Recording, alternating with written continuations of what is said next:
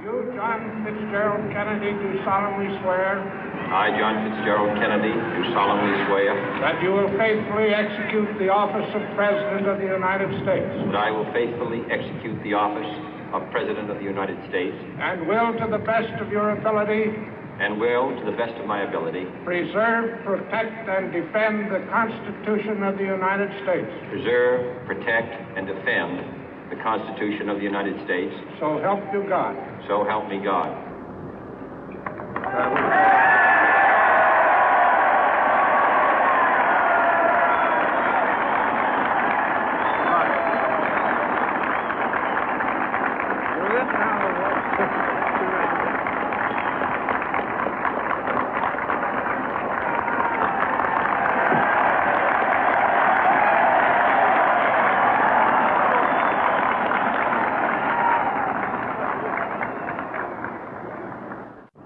Vice President Johnson, Mr. Speaker, Mr. Chief Justice, President Eisenhower, Vice President Nixon, President Truman, Reverend clergy, fellow citizens.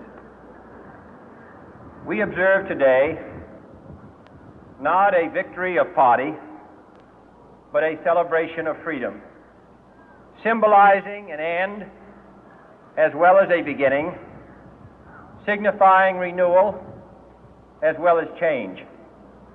For I have sworn before you and Almighty God the same solemn oath our forebears prescribed nearly a century and 3/4 ago.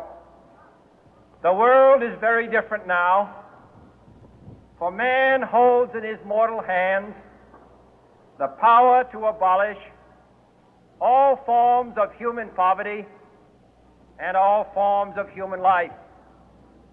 And yet the same revolutionary beliefs for which our forebears fought are still at issue around the globe. The belief that the rights of man come not from the generosity of the state, but from the hand of God. We dare not forget today that we are the heirs of that first revolution.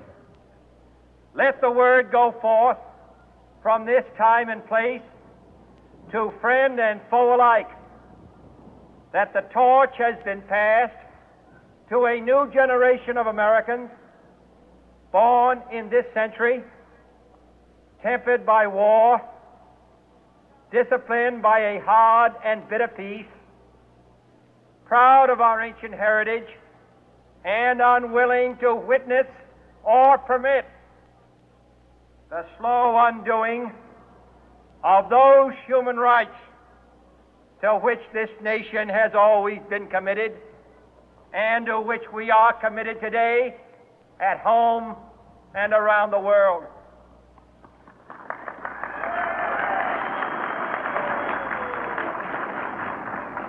Let every nation know, whether it wishes us well or ill, that we shall pay any price, bear any burden, meet any hardship, support any friend, oppose any foe to assure the survival and the success of liberty.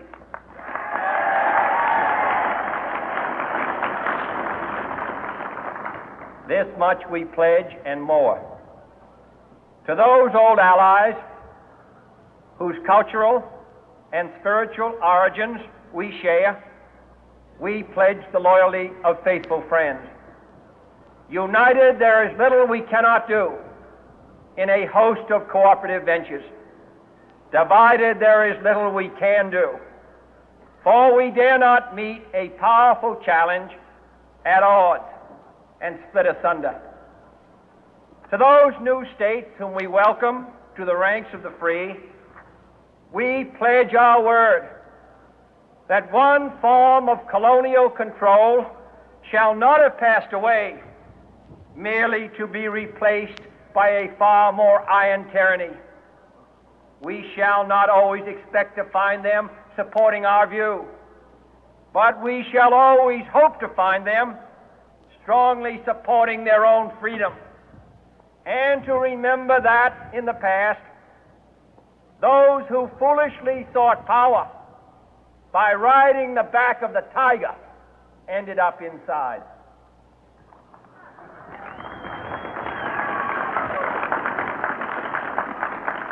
To those people in the huts and villages of half the globe struggling to break the bonds of mass misery, we pledge our best efforts to help them help themselves for whatever period is required, not because the communists may be doing it, not because we seek their votes, but because it is right. If a free society cannot help the many who are poor, it cannot save the few who are rich.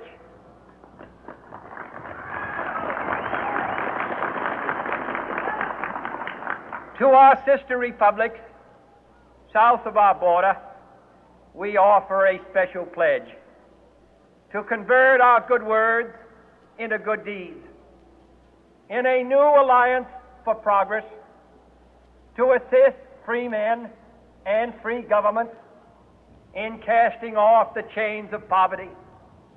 But this peaceful revolution of hope cannot become the prey of hostile powers. Let all our neighbors know that we shall join with them to oppose aggression or subversion anywhere in the Americas. And let every other power know that this hemisphere intends to remain the master of its own house.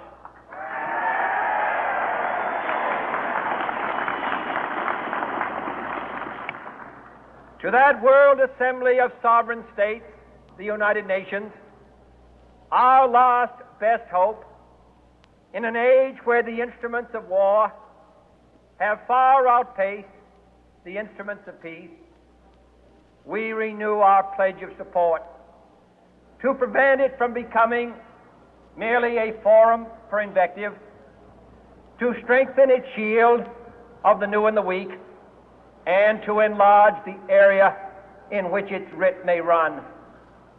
Finally, to those nations who would make themselves our adversary, we offer not a pledge, but a request that both sides begin anew the quest for peace.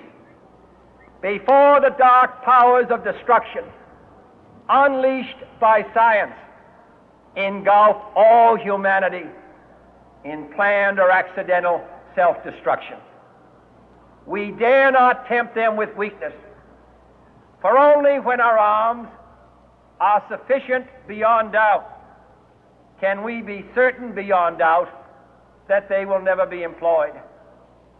But neither can two great and powerful groups of nations take comfort from our present course, both sides overburdened by the cost of modern weapons, both rightly alarmed by the steady spread of the deadly atom, yet both racing to alter that uncertain balance of terror that stays the hand of mankind's final war. So let us begin anew, remembering on both sides that civility is not a sign of weakness, and sincerity is always subject to proof. Let us never negotiate out of fear, but let us never fear to negotiate.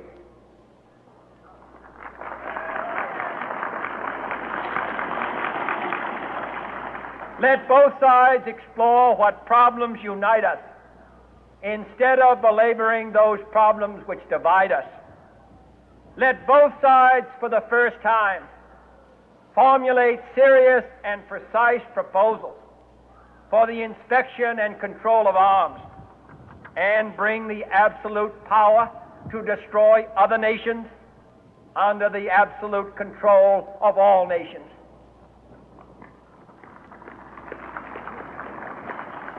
Let both sides seek to invoke the wonders of science instead of its terrors.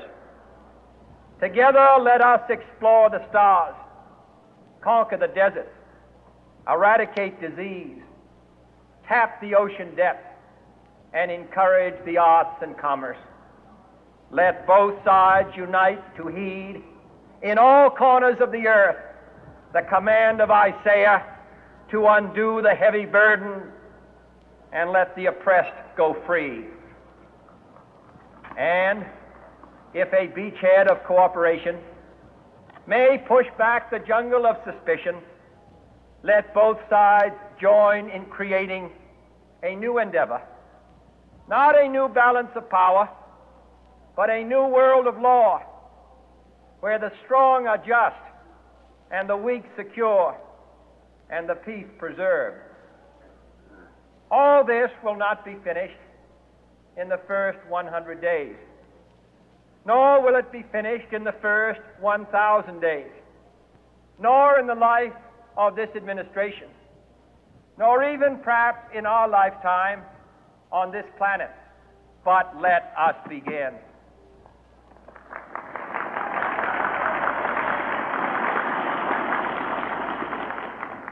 In your hands, my fellow citizens, more than mine, will rest the final success or failure of our course. Since this country was founded, each generation of Americans has been summoned to give testimony to its national loyalty. The graves of young Americans who answered the call to service surround the globe. Now the trumpet summons us again, not as a call to bear arms, though arms we need, not as a call to battle, though in battle we are, but a call to bear the burden of a long twilight struggle, year in and year out, rejoicing in hope, patient in tribulation, a struggle against the common enemies of man, tyranny, poverty, disease, and war itself. Can we forge against these enemies a grand and global alliance, north and south, east and west, that can assure a more fruitful life for all mankind? Will you join in that historic effort?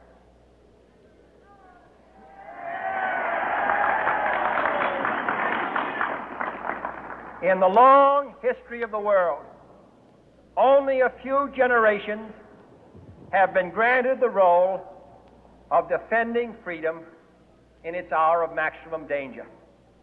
I do not shrink from this responsibility. I welcome it.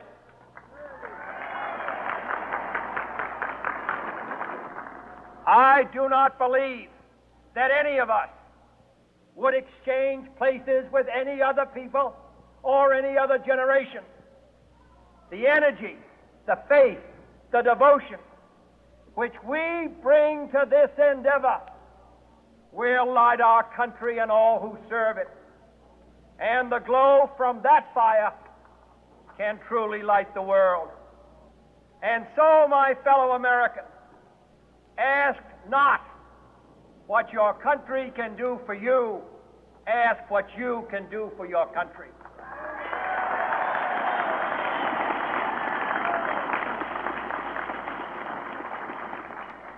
My fellow citizens of the world, ask not what America will do for you, but what together we can do for the freedom of man.